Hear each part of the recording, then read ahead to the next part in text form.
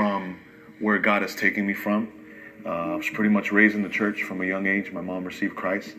But I went through a stage where I realized I didn't have a dad in my life. So the identity and the authority part, I naturally rebelled. Pretty much started seeing the street life, living the street life, rebellious life. And it led me to many things. Sex early, since a real early age. Sexual immorality, pornography, drugs, alcohol, weed, cocaine, all the other drugs that are out there that kind of like married to those. And I saw my life going through a spiral. One day of celebration for New Year's, I got really wasted on unnamed drugs and alcohol, and I woke up pretty much in jail.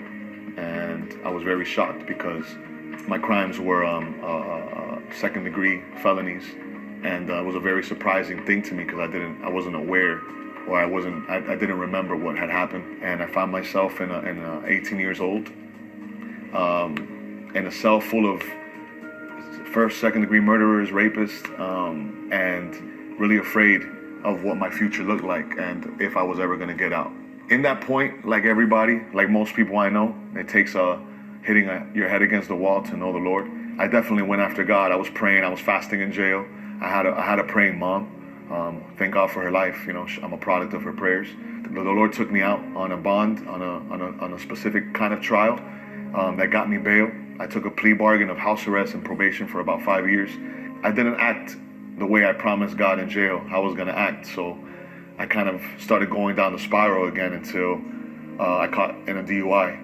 And I made a promise to God that I was done. And I came to this church on a Friday night service.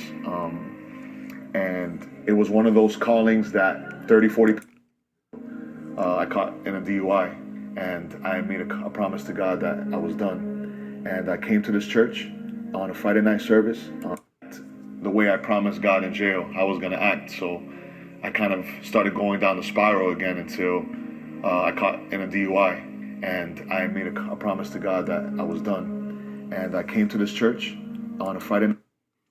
I just want to say that he said he came to church. And this is what we need to do.